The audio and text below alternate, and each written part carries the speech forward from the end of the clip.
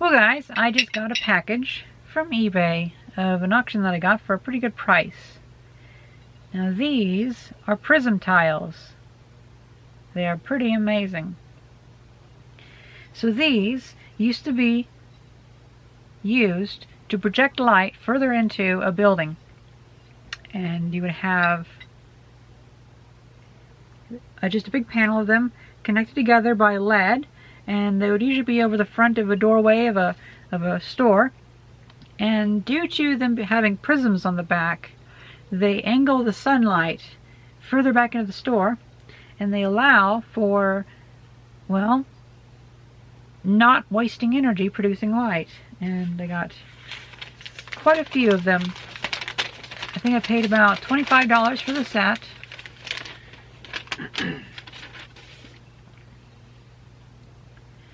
Now you can tell they're somewhat pinkish, which means that these are from at least 100 years ago, because this is called solarizing, and actually you can tell a bit more if you hook them together. That was not so much. Let's look for a different one. I'm just unwrapping it. Solarizing is, I believe, because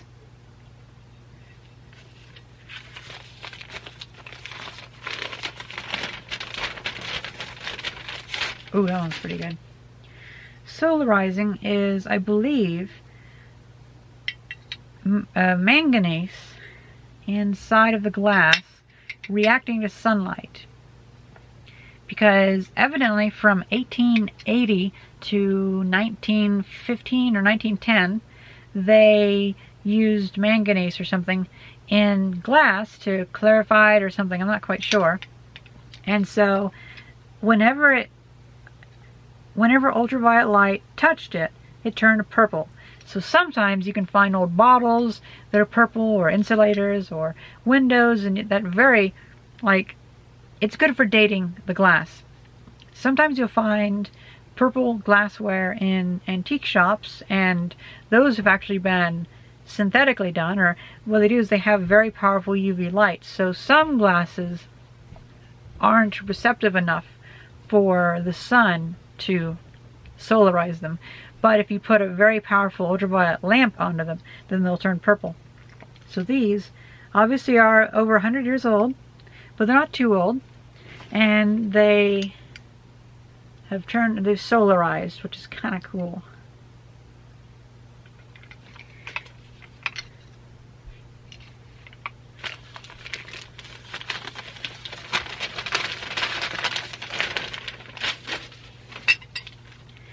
I really like the idea of, and I feel it's our duty to build buildings that don't require so much energy to maintain. And I think these are wonderful for that. Oh, look at that. You see that? So the edge is still perfectly clear, but it's solarized on this part. Ah, that is weird. It's hard to show that, but you can see it's clear on this side, and then it has a tint. So there was, evidently it was most likely angled in a way to where this always, or like this is on the roof or something like that. Either way, it was probably always covered up, and so this didn't get sunlight on it for a century, and so that didn't turn purple. Last one. I've gotten obsessed with these, and nobody makes them. So I've been designing well, it's still a while off, but you know, you gotta make sure you have enough projects on the list to do. I've been thinking about making a kiln and casting my own and selling them, because I think that we really need to have these. And imagine like tiny homes. They would be so good in tiny homes, because even like, let's say 4 tiles would do so good just to have a row of them, and they would help push light where you want it to go. That's so cool. I got 8 of these, and I might see about hooking them together. That's cool. I'm happy with that. That was worth 25 bucks, I think. And these things are thick too. was kind of worried because they didn't package it with much stuffing. They had just some newspaper around it, but evidently it worked fine. I don't know if I'd trust that again, but oh well. So they also had prism tile like blocks for sidewalks, and sometimes you can see those. Some of those date back to the 1840s, and those are actually pretty cool.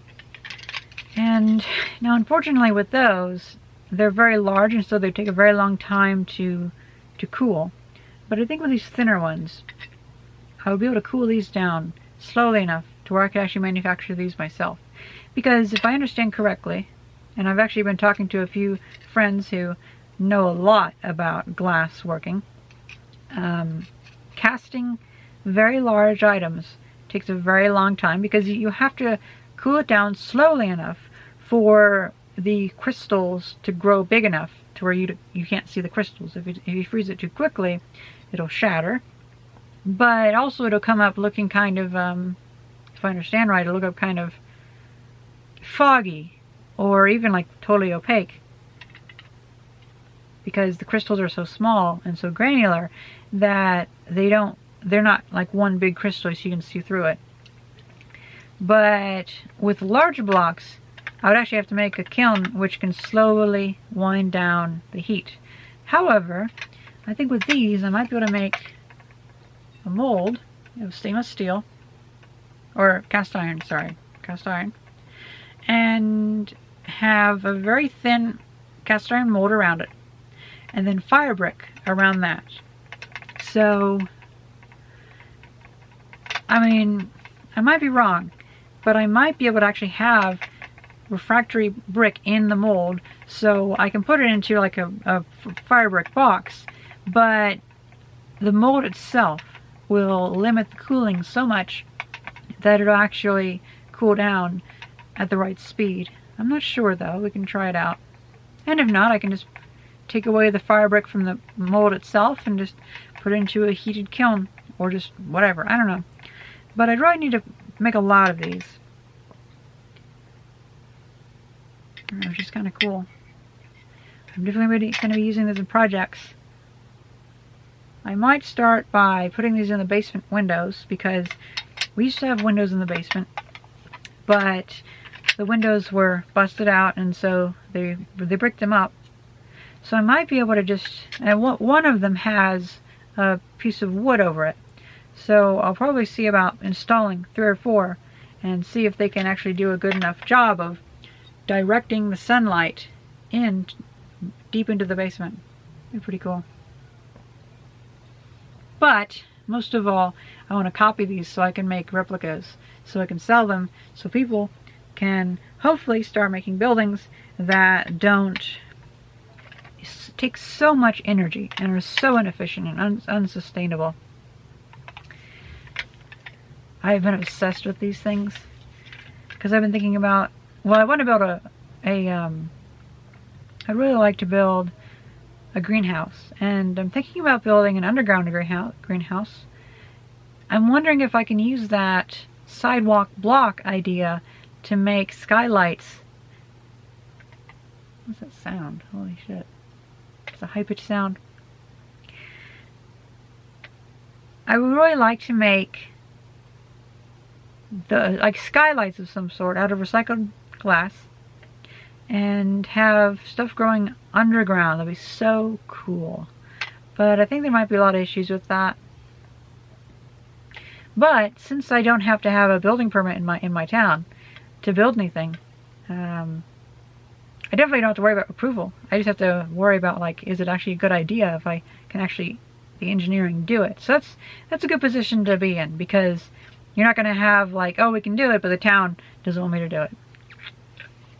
Plus, the mayor, who lives down the road, is a pretty big gardener. He has the biggest garden in town. He also has a huge junkyard in his backyard. So, no wonder he never really gets too upset about my junk. But anyway, it's a very good position to be in here, because, you know, like, it's better if the mayor is worse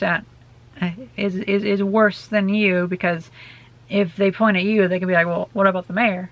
He's got all those dead tractors in his yard.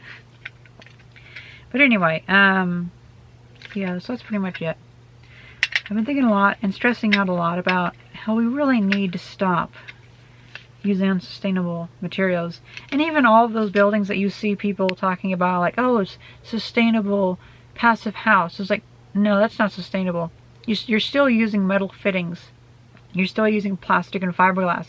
That is not sustainable, because pure sustainability, we need to limit towards stuff that can be totally reused, or things that can, well, like this.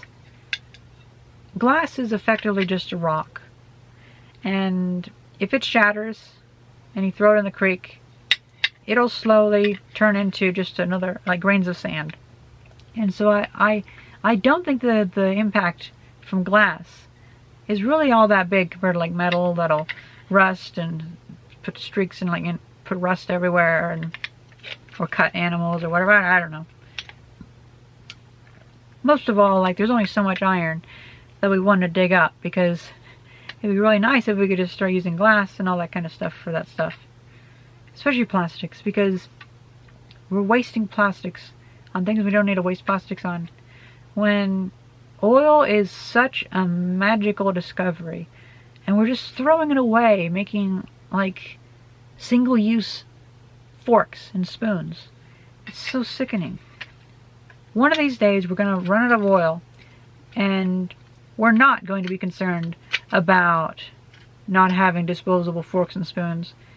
We're going to be just concerned about not having the medicine that'll keep us alive, which is made by petroleum. Oh well.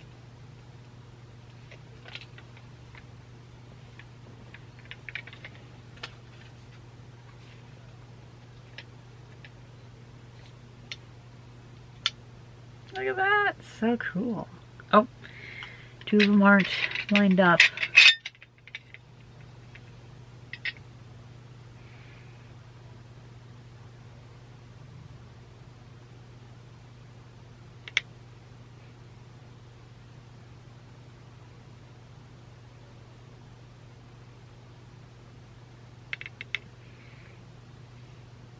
Ah, it's so neat. I love it.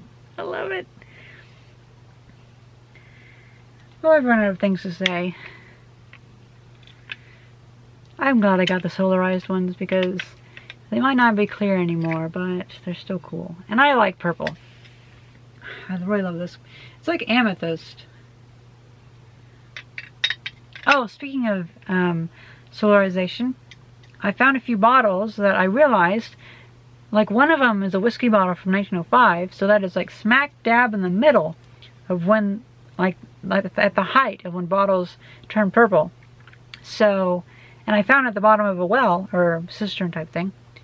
So, it hasn't been exposed to ultraviolet light in like 100 years, so it hasn't had any solarization. It will be a prime candidate for solarization. So I think I'm going to take it and try setting it outside for like a year or whatever, and we can do actually a video test to see how much purpling one of those bottles gets. It's never seen like real sunlight before, because it was drunk by a worker, thrown in the thing and filled in. So yeah, I mean, that's an idea. And then if that doesn't work, or if it's not purple enough, we can always take it and like expose it with a high power ultraviolet light, which would be pretty cool.